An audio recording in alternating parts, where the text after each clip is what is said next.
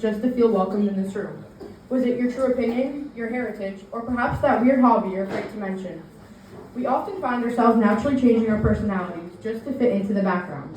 But why do we seek to fit in so much? We do this because we've bought into the lie that if we can just fit in, we will finally feel a sense of belonging. But what if I told you that the harder you try to fit in, the more certain you are to never truly belong? By trying to be like everyone else, you make sure that the real you stays hidden, pushed down so far until it almost disappears. I know this because I've experienced it myself. When I first came to Acton Academy for a tryout, I felt completely out of place. Everyone was so different from me, and I panicked. I thought that the only way for me to be accepted was to stay quiet, hide my opinions, and become someone easier to like. But instead of feeling more involved, I felt more alone than ever. And that feeling didn't just go away. It followed me to my first official day of school in September. But this time, I realized something. Fitting in is actually the enemy of belonging.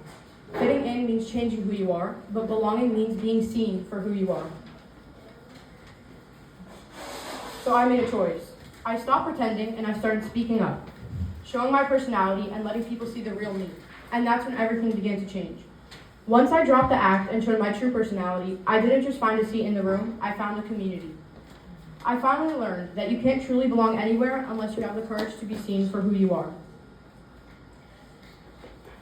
This experience helped me realize that fitting in and belonging are not the same thing, and they don't just differ, they work against each other.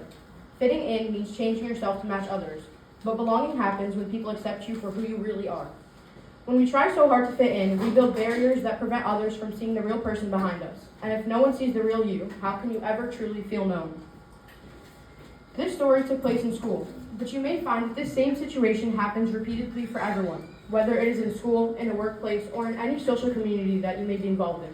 This longing to fit in is exactly what is preventing us from truly feeling belonging, because fitting in is a hollow imitation of connection. It's a wall we built to protect ourselves, but that same wall is what's keeping the community we want from ever truly seeing us.